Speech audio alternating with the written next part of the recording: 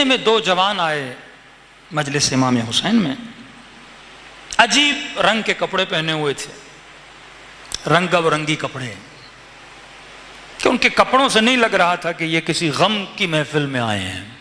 हर महफिल का एक लिबास होता है। कहते आए और सीधा आके बीच मजलिस में बैठे।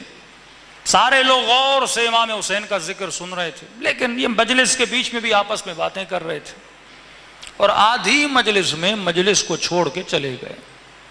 कहते मुझे बुरा लगा, लेकिन मैंने कहा कोई बात नहीं, इमाम हुसैन के अज़ादार हैं। कहते अगले दिन यही दो जवान फिर मजलिस में आए, लेकिन अब काला लिबास ज़ेब तन किया हुआ है।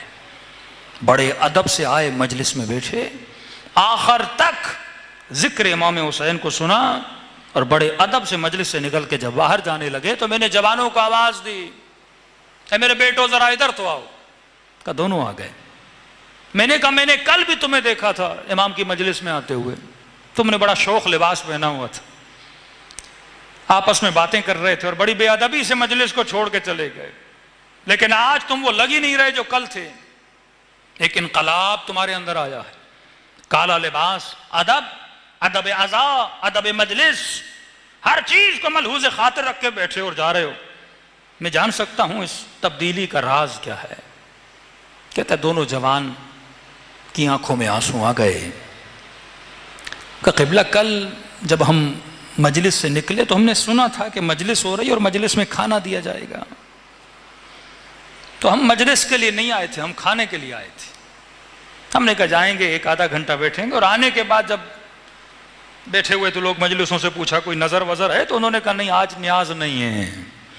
तो हमने कहा बैठ के क्या करें, हम उठ के चले गए। कहता जैसे मजलिस से बाहर निकले तो जिस दिन आपका न्याज नहीं होता उस दिन आप चाय पिलाते हैं लोगों को, तो हमने देखा कि बाहर जैसे इमाम बारगाह से निकले तो गली में चाय की प्यालियां पड़ी हुई हैं खाली, लोगों ने पी के किसी ने इधर रखी किसी ने उधर रख दी है।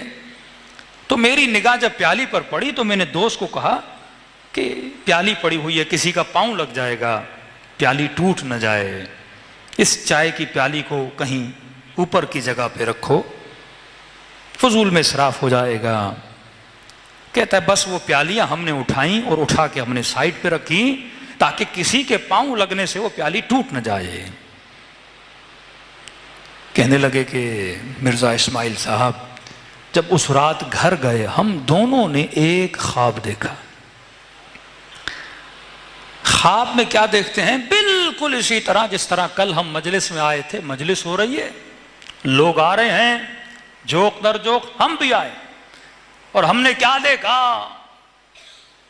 कि सरे मजलिस जहां ज़ायरीन दाखिल हो रहे हैं वहां पे अबा अब्दुल्लाह अल हुसैन और अबुल फज़ल अल अब्बास अलमदार खड़े हुए हैं, एक एक अज़ादार का इस्तकबाल कर रहे हैं।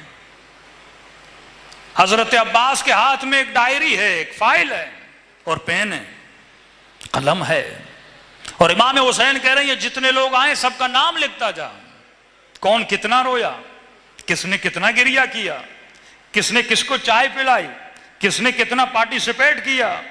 वो मोमिनीन जो ये समझते हैं कि मौलाना हम मुतासिफाना मजलिस में शिरकत नहीं कर पाए, हम इंतजामात में मशगूल थे या हम नजर बनाने में मशगूल थे, किसी का अज्र हुसैन जाया नहीं करते। यहां तक के जो देख के नीचे आग जला रहा है उसका अज्र भी इमाम हुसैन जाया नहीं करते, जो प्लेटें धो रहा है, जो कोई भी काम कर रहा है, का अब्बास लिखता जा सबका किसने क्या किया। कहते जब लिख गए तो हमने देखा कि हम उस मजलिस से बाहर निकले तो इमाम हुसैन ने कहा अब्बास तुमने इन दो जवानों के लिए भी कुछ लिखा। तो मैंने कहा आका इन्होंने न मजलिस सुनी है न अदब से बैठे हैं, ऐसे ही छोड़ के जा रहे हैं, क्या लिखूं। कहा लिखो इन्होंने दो प्यालियां उठा के साइड पे रखी, ये अज्र भी हुसैन जाया नहीं करते। तो कैसे मुमकिन है आप हुसैन पे रोएं, इन आंसुओं की कीमत ना हो। ये रिज़्क़ है जो खुदा ने अहले बैत के चाहने वालों को अता किया। जो इन मजलिसों से दूर हैं, वल्लाह वो बहुत बड़े रिज़्क़ इलाही से दूर हैं। हर रोज़ घर में जाके